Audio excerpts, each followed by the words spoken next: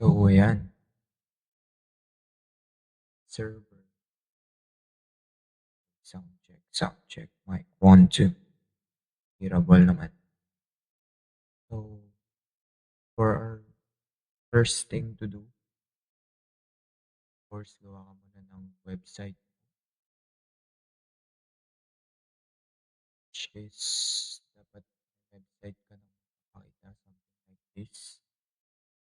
Kapag meron na, kapag naka-create ka na,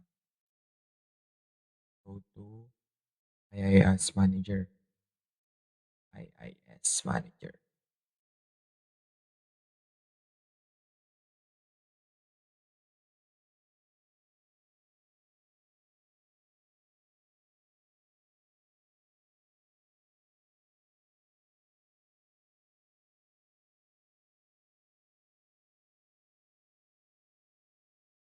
While waiting for the server, dapat meron ka ng fiddler dito sa may attacker mo. Once na nasa may IIS Manager ka na, naglalag ang aking server. IIS Manager.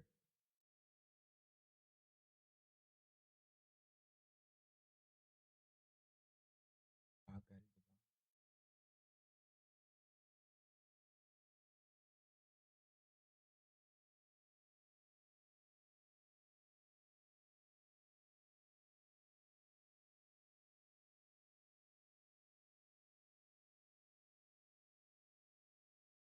Wala palang IIS dito sa atin.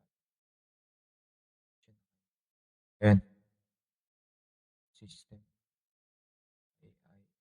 Ayan. Pag andito ka na, si open this one. Of course, gagawa na ka na ng panibagong website. Let's go here sa content view, sites. And since meron na akong working ito, gawa ka na lang ng panibago mo. Right click mo lang sites, add websites, site name, then physical path kung nasaan. Of course, nasa may Pinet pub dapat yon, and then sa sites kung saan mo nilagay. After that, dito sa may baba HTTPS dapat siya. And then, dito usually nagkaka-error.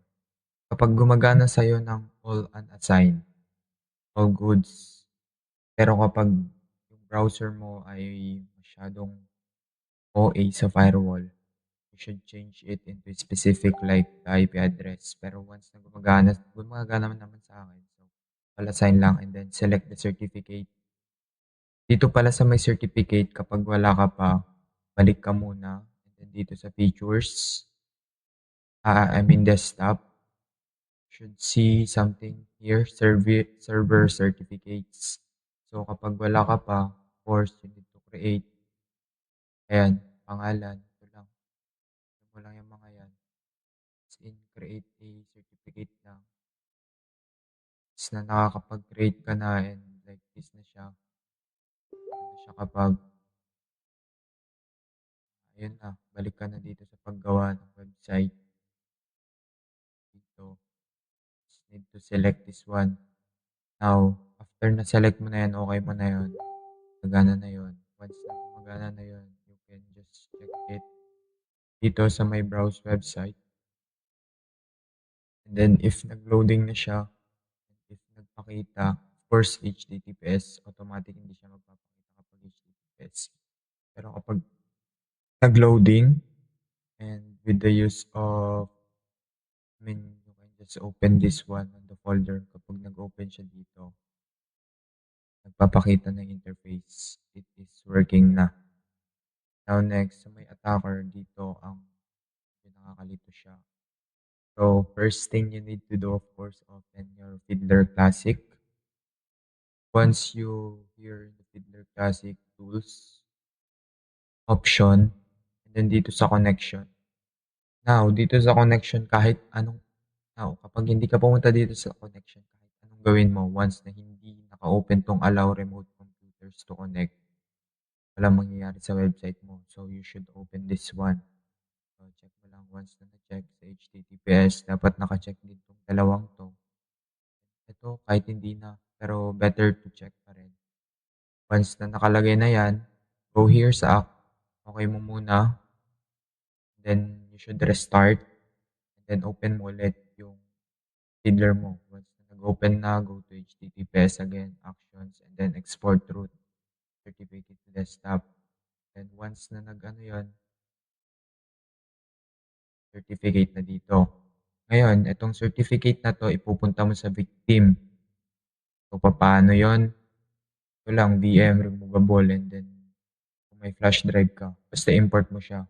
Once na nai-import, double click mo lang, then install certificate, and then install mo lang. After you install it, dapat naka-open yung Fiddler mo dito. Ngayon, sa victim naman tayo. Dito sa victim, dapat punta ka sa may settings. Then after sa settings, sa may network, internet.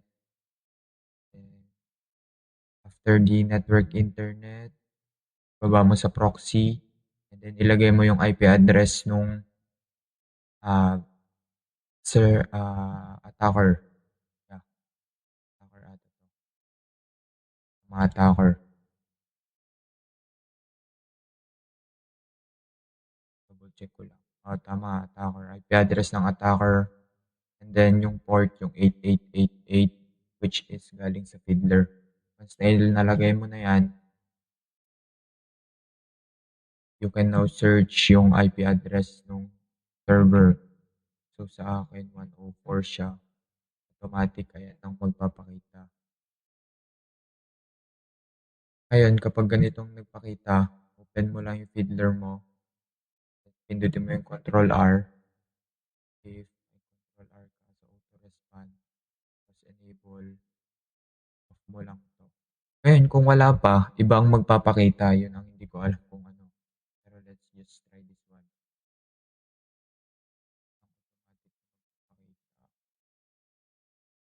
Okay. Dapat palang ita-type dito HTTPS. My bad. HTTPS pala dapat. Ayan. Then, yung IP address. Ngayon, once na yan, yan ang magpapakita. Then, open nyo yan. Ito na, magpapakita na yan. Kaso, ang kailangan natin, papalitan natin to ng dapat hack page, sabi. So, ang gagawin mo, add rule. So, add rule and then yung IP address, HTTPS, you can just click. Dapat hanapin mo dito kung nasan yun. Wait lang, hanapin natin. Like this one. Ito. Autoresponder. Test. Dapat same siya dito sa may IP address mo. So, yung ito dapat yan nakalagay. Something like that. At gagana. Then next, kapag ganun na, punta ka dito. And then find a file. Ngayon, kailangan mo na gumawa ng panibagong modified na website na ipapakita mo.